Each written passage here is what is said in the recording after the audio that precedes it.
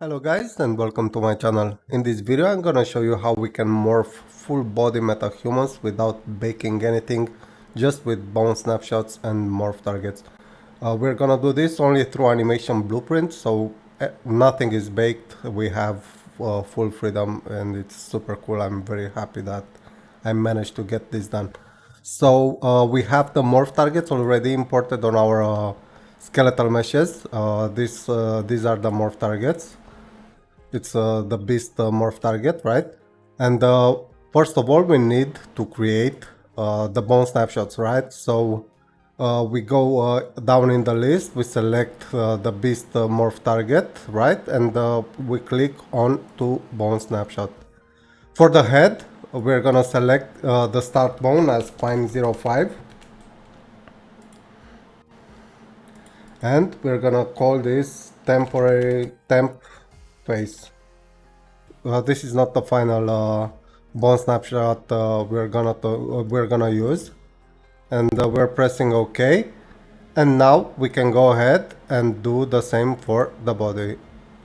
We open the poser, select the beast morph target.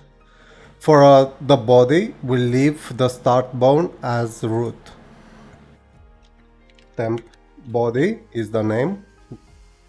And now we can go ahead and go to edit and merge bone snapshots. We will add two elements in this list, and the first one has to be the body and the second one has to be the face, because whatever bone in the face bone snapshot does not exist in the body, it will be added, right? So this is the order.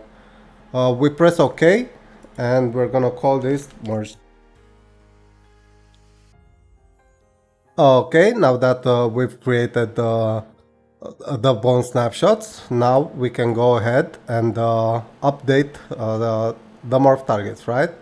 So now we will load the merged bone snapshot on the face.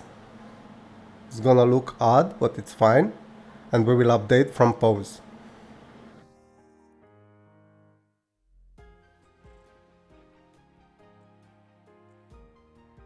Make sure you don't select any other morph target, or you don't enable anything here, because we don't need to influence the result of this update of the morph target, right? So we did this, and now we want to create the final morph target, right? So we're gonna go to save bone snapshot as, and we're gonna leave root, and we're gonna name it beast face. Is fine. Okay, and we're gonna do the same for the body. We're gonna load the merged bone snapshot. We're gonna update from pose. And now that we updated the morph target, we save bone snapshot as, and we select beast body, right? And now we can go ahead in our bone snapshots folder where we saved all this, and we can delete the temporary bone snapshots, so we don't select them by mistake in the future, right? So we can save all. And now we can test some stuff. Let's load the beast face, not on the body. On the body we load beast body, and let's enable the morph target. It looks fine, and let's do the same for the face.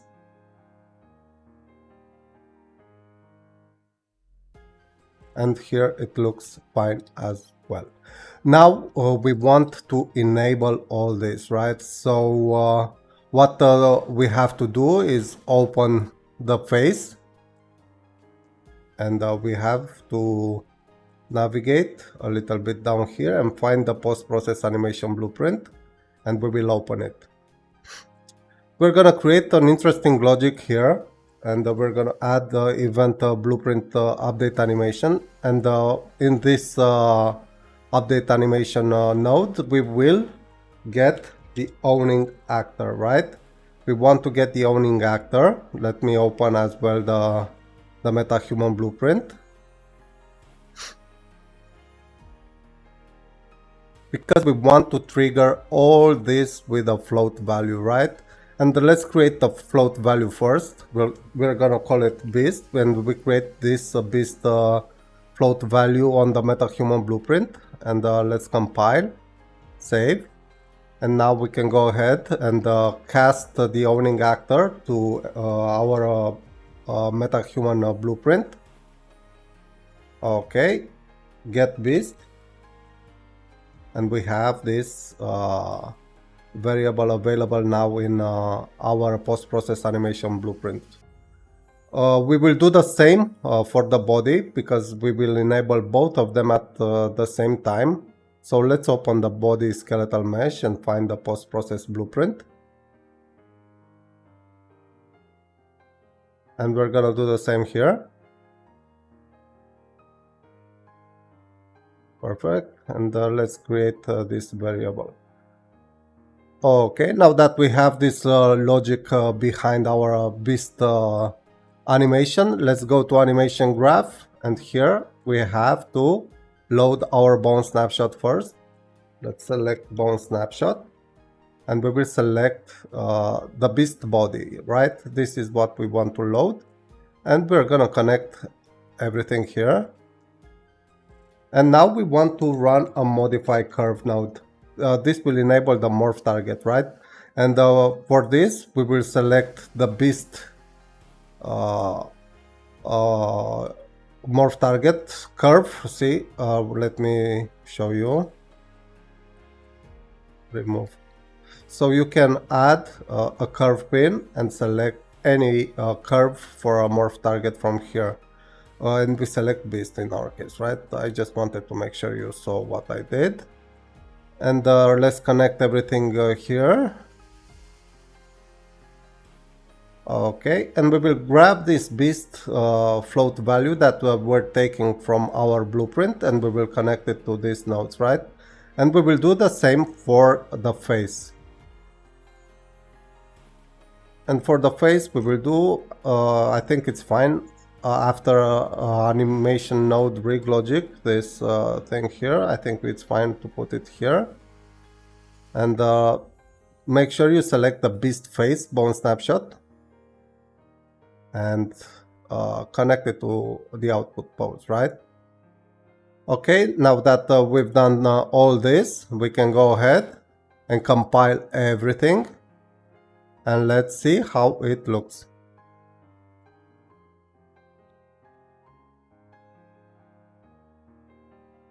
This is how it looks. I'm gonna set the force load LOD to 0 because we're losing quality when we're zooming out, and we can see this seam here between the face and body, right? And we can see these artifacts here as well. This is due to how the engine calculates the tangents, right? And we will go to the body, and we're gonna select, let me find it. Okay, we are going to select LOD 0, go to sections, and recompute tangents. We will have to select green. This has to match the head as well, right? So let's save it and let's see how it looks. Already an improvement, right? And let's compile. And maybe let's set this to 0 back. And let's make this beast float instance editable and expose it to cinematics, because we will do some cool stuff in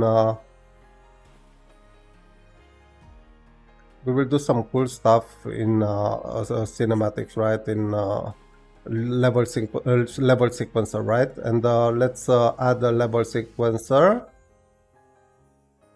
Okay, and let's add our MetaHuman in the world.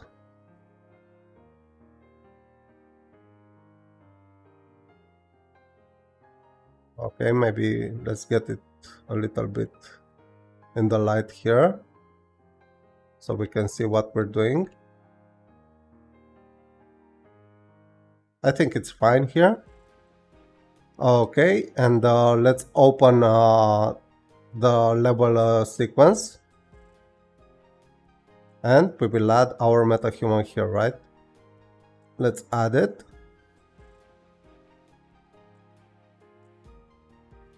We're gonna remove the rig for the body because we're gonna create an animation, right? Let's add the third person feature package, and we will take a walk animation from this and retarget it, so we can test it when it moves, right? Okay, characters, mannequin, rigs. Let's retarget some stuff here.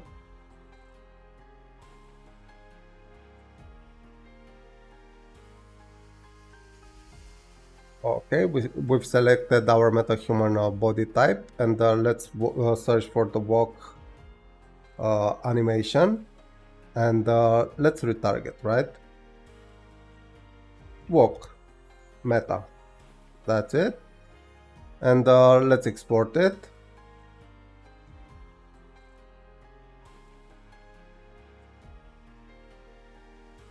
It looks good.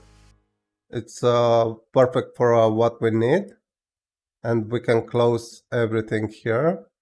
We already have so much stuff open, and now we can go back to our sequencer, right? So we remove this body control rig, and we add an animation, right? And we select walk meta. So this is it. We're gonna extend it so we have a little bit of more visibility. This is how it looks. It's fine. And we will add another track, which is the beast variable, which we exposed to the sequencer, to cinematics, right? And let's go to the first frame, and we will add here a key, and let's go to the last frame, and let's change the value to 1 and also add the key, right? And let's see how it goes.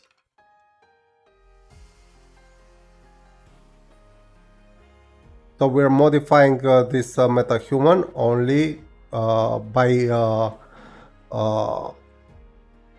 bone snapshots and morph targets, right? We can also see how the skeleton works. Let's go to developer and select bones, and you will see the skeleton changing by time, right?